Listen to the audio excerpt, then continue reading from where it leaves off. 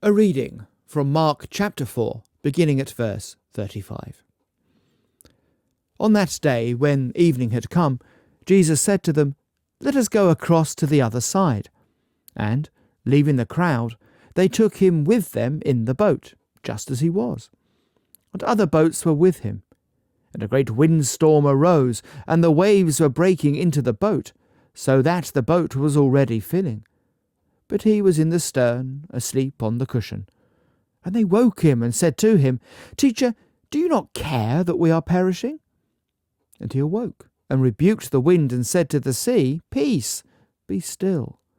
And the wind ceased, and there was a great calm. He said to them, "Why are you so afraid? Have you still no faith?" And they were filled with great fear and said to one another, "Who then is this, that even the wind and the sea obey him?" Now, I'm sure you can picture the scene here in the Sea of Galilee, that great body of water. The winds can whip up and the storms can come rather suddenly. You can almost imagine the white-topped waves spraying water all over the crew of the boat as they try to row their way across. This was a difficult time. The waves would bash against the boat, and the boat didn't stand that far above the water. Panic would rise as the water rose. What are they going to do here? No doubt they're at the stage of making some sort of efforts to think, we need to prepare to bail out the boat. And these were experienced sailors, remember. There were fishermen in this boat who'd fished these waters for all of their lives. They knew what this meant. They knew the danger of Galilee. They knew the grave that is the watery deep.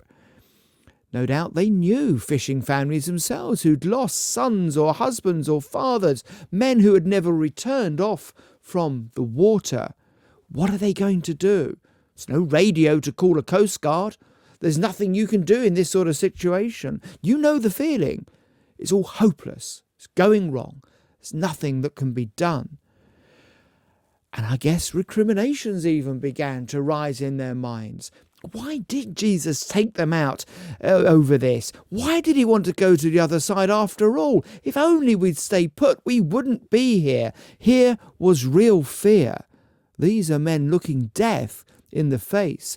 Beneath them are 140 feet of water. No wonder they were fearful. Which makes you wonder, why is it that when Jesus finally was shaken awake, and he was asleep for all of this, why is it that he rebuked them? Why is it that he told them off for their lack of faith?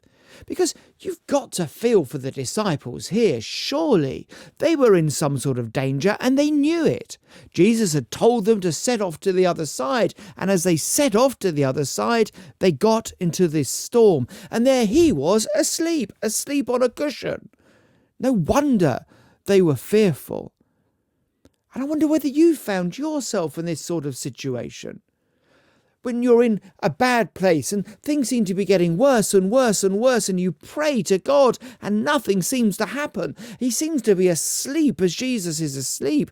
Wouldn't you want to take God by the shoulders and shake him awake? So why did Jesus respond as he did? Why are you so afraid? Have you still no faith? Surely being fearful in the storm was the sane response to all that was going on. I think the clue's in the question, actually. Have you still no faith? You see, at heart of all of this is this issue of faith. Have they got faith in Jesus? After all, he had said that they would go to the other side. And so go to the other side, they would go. Storms may break, the waves may rise, but they would get through, because Jesus had said that they would get through. He wasn't concerned. After all, as we saw, he was asleep on the cushion.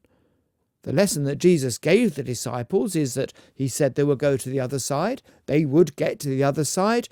And if God is with you, even if you're being buffeted by the storms of life, you have nothing to fear. You can sleep easy. And God always is with you, even in the darkest of places. In the end, it's fear. No, let me get that right. It is faith that is the key to living a life without fear. Even when circumstances are against you, you have God with you. Your fear may say you will drown, but your faith reminds you of the God who, to quote Psalm 65, stills the roaring of the seas, the roaring of their waves. Fear says God is doing nothing, but faith says, wait, be patient.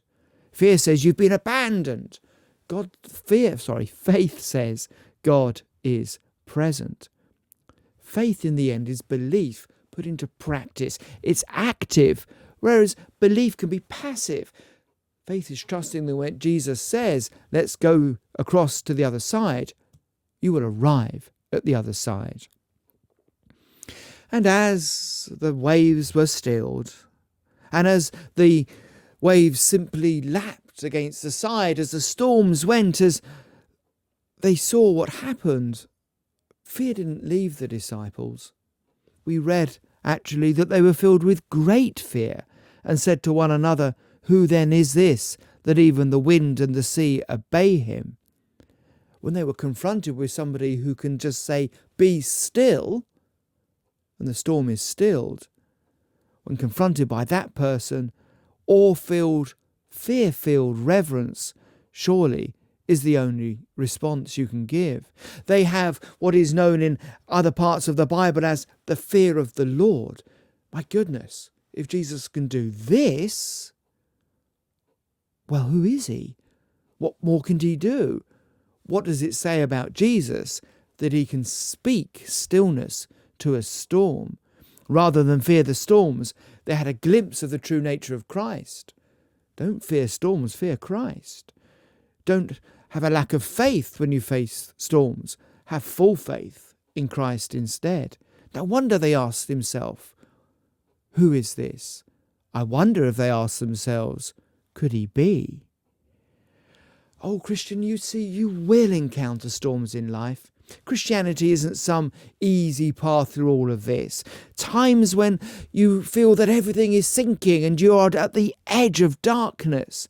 That is the time when your faith counts. That is the time when you have to put all of that belief into practice and create faith. And in all times and in all places, remember that Jesus did promise, I am with you always, even to the ends of the earth. And so he will be. Pray with confidence. Trust in the one who keeps his promises. You may think that God is sleeping, but just maybe he's got something greater in mind.